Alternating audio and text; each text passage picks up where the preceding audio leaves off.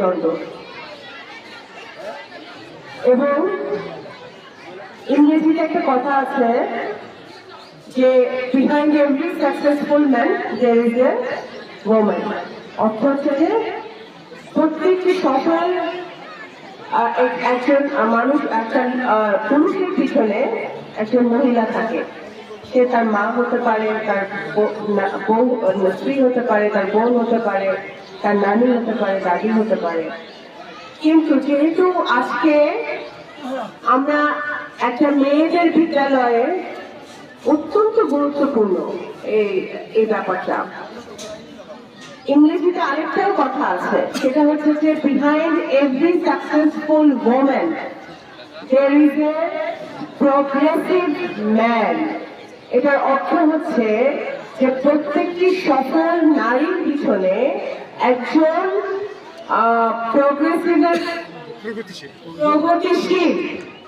প্রগতিশীল পুরুষ থাকে। সে তার বাবা হতে পারে, তার বড় ভাই হতে পারে, তার স্বামী হতে পারে।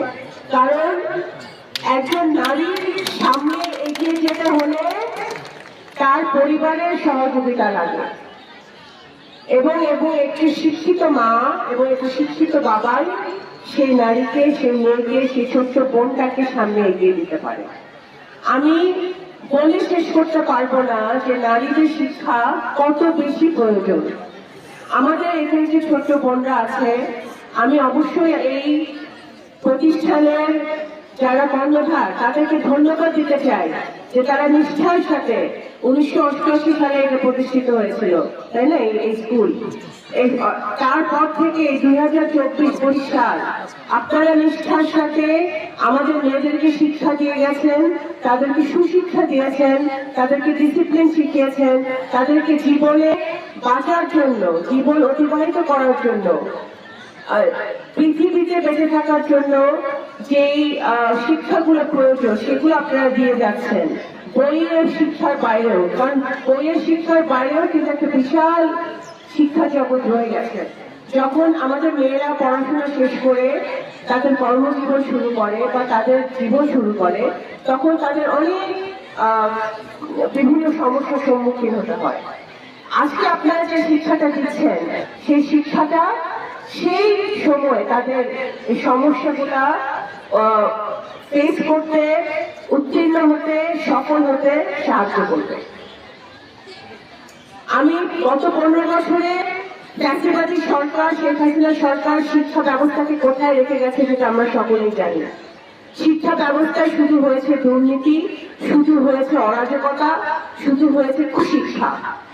আমাদের ইয়াং জেনারেশনকে, তরুণ সমাজকে বিপদের দিকে ঠেলে দেওয়া হয়েছে, আমাদের তরুণ সমাজকে মাদকের দিকে ঠেলে দেওয়া হয়েছে শুধুমাত্র দুর্নীতি করার জন্য এবং হাজার হাজার কোটি টাকা পাচার করার জন্য। আজকে ছাত্রলীগ, যেই সন্ত্রাসী সংগঠন নিষিদ্ধ করা হয়েছে, সেই ছাত্রলীগ প্রত্যেকটি শিক্ষা প্রতিষ্ঠানকে বাংলাদেশে তাদের টেন্ডারবাজি, চাঁদাবাজি, তাদের সংঘর্ষ দিয়ে প্রত্যেকটা শিক্ষা প্রতিষ্ঠানকে ধ্বংস করে দিয়েছে। আমি আপনাদের এখানে যারা প্রতিষ্ঠানের নেতৃবৃন্দরা আছেন, কর্মধাররা আছেন, বা বিভিন্ন আমাদের অনেক মুরব্বিয়ানরা আছেন, আমার গানে পায় অনেক মুরব্বিয়ান আছেন। আমি অনেক ছোট্ট একটা মানুষ, আপনাদের বোন বলতে পারেন, আপনাদের মেয়ে বলতে পারেন। আমি একটু বলতে চাই যে আমি মনে প্রাণে বিশ্বাস করি যে শিক্ষা প্রতিষ্ঠানকে সকল দল, মত, ধর্ম, বর্ণের ঊর্ধ্বে থেকে শিক্ষাকেই প্রাধান্য দিতে হবে। শিক্ষা প্রতিষ্ঠানে যদি আপনি রাজনীতি ঢোকান, শিক্ষা প্রতিষ্ঠানে যদি আপনি কলুষিত করবেন, শিক্ষা প্রতিষ্ঠানকে আপনার সকল কিছুর ঊর্ধ্বে রেখে আমাদের মেয়েরা যেন এদেশের, এরাই কিন্তু বাংলাদেশের ভবিষ্যৎ। আমরা যখন নতুন বাংলাদেশের কথা বলি, আমাদের যখন হাজার হাজার ছাত্র জনতা আত্মাহুতি দিয়েছে, মৃত্যুবরণ করেছে, গত 15 বছরে বাংলাদেশ জাতীয়তাবাদী দলের বহু নেতাকর্মী আহত হয়েছে, নিহত হয়েছে। আমাদের নগরকান্দায় মানুষ তার জ্বলন্ত প্রমাণ, যেটা জীবন দিয়ে এই দেশে গণতন্ত্র এবং রক্ষার জন্য তার জীবন দিয়ে